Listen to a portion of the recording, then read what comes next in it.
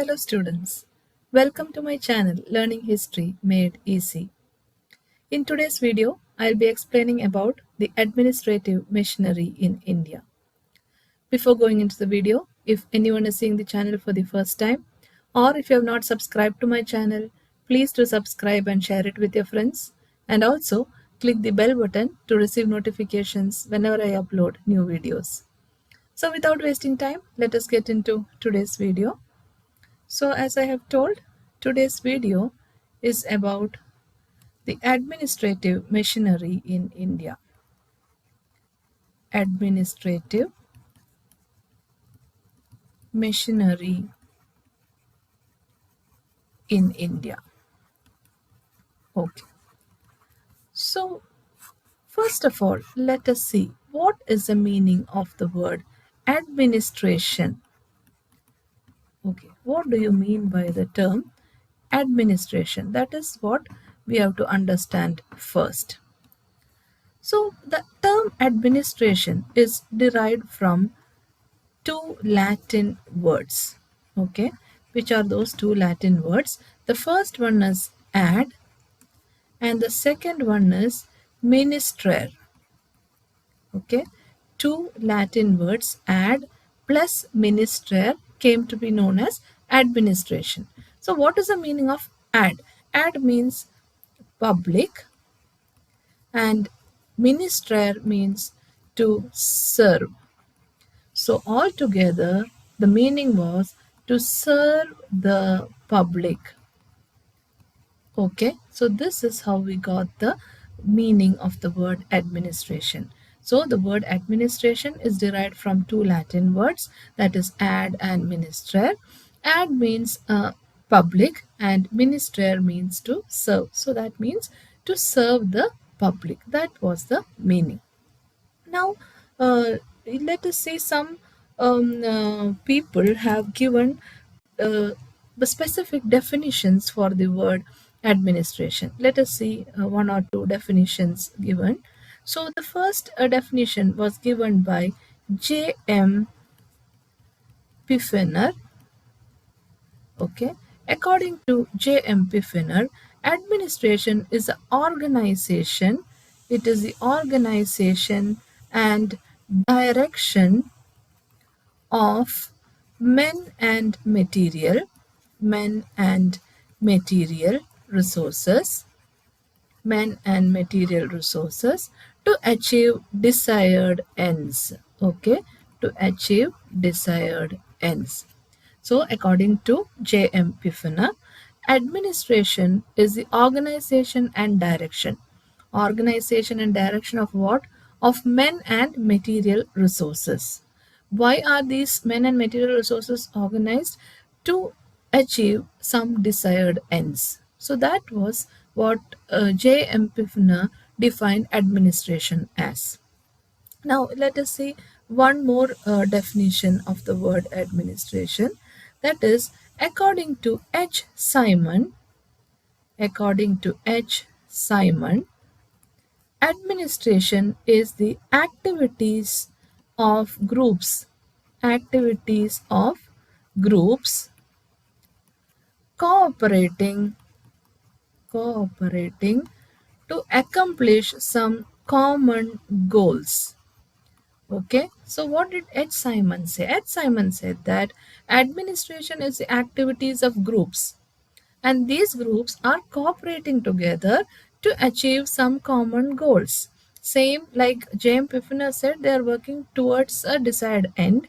Here H. Simon told they are working to accomplish some common goals. So that was the two definitions given regarding the term administration. Okay.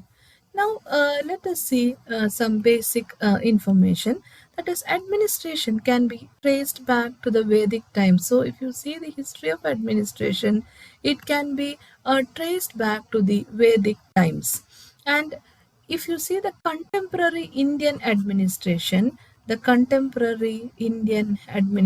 the current day Indian administration, it is characterized by heterogeneity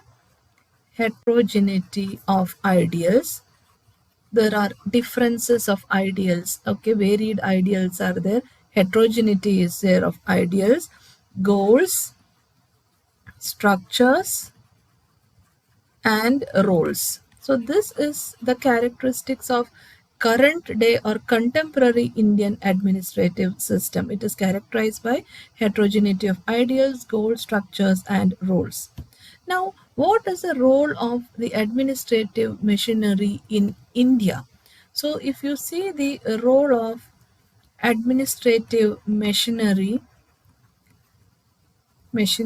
in India, let us see the points regarding this. Gerald Gaydon, okay, according to Gerald Gaydon, he listed the following features of public administration in contemporary society. According to Gerald Gaydon, there are some features of public administration in contemporary society. Okay, even Charles A. Beard, he said that administration is a science of modern civilization. And Gerald Gaydon, he listed some following features of public administration in contemporary society. So let us see what all were the features. First one is preservation of polity. Preservation of the polity.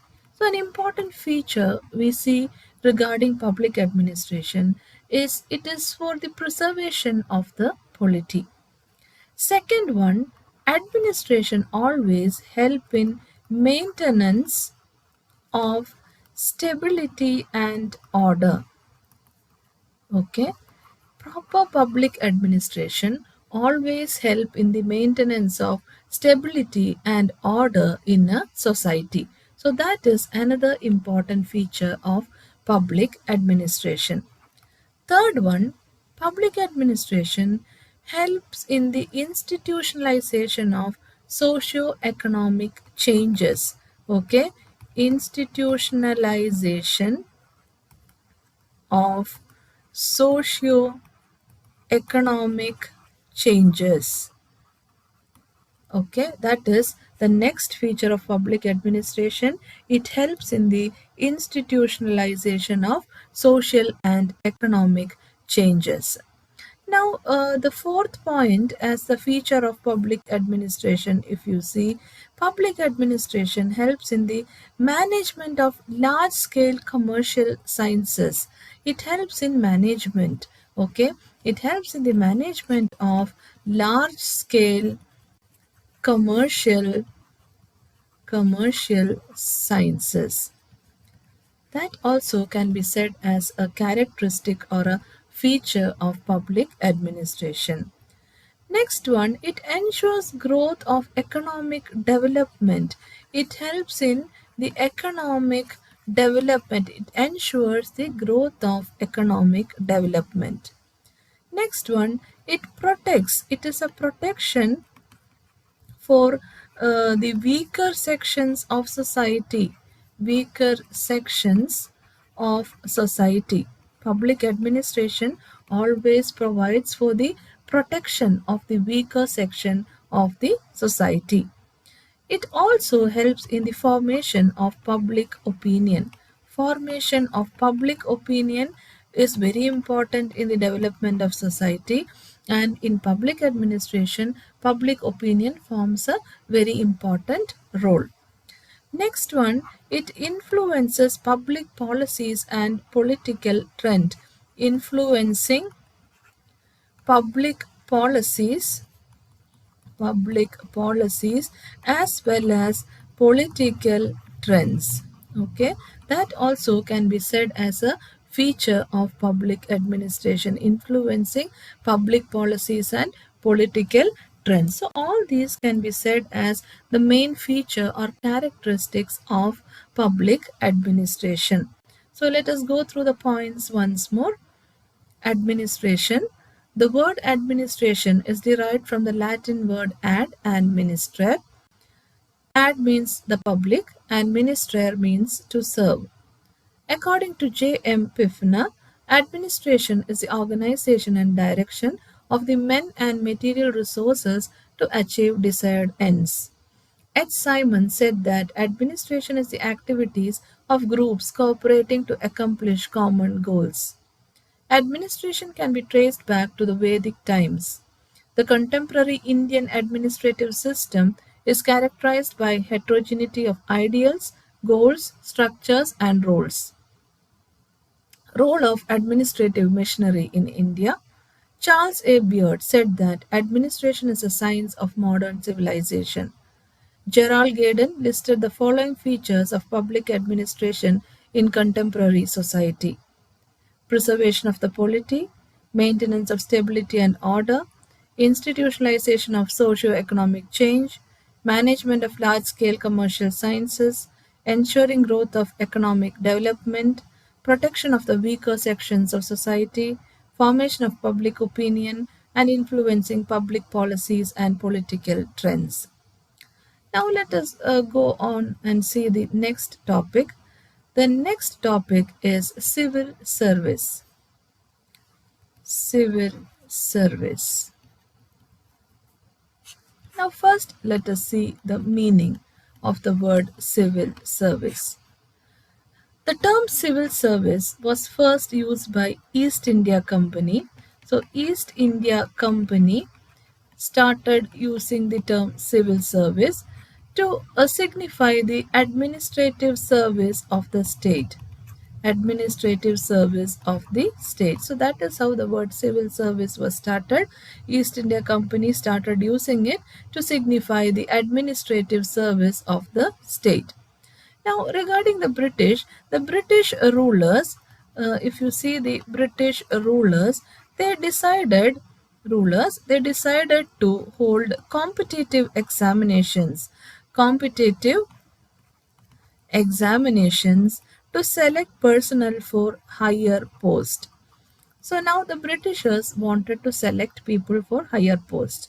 So for selecting people for higher post, they decided to hold competitive examinations. And this was called as civil to differentiate it from military. Okay. So this was called as civil specifically because they wanted to differentiate it from military.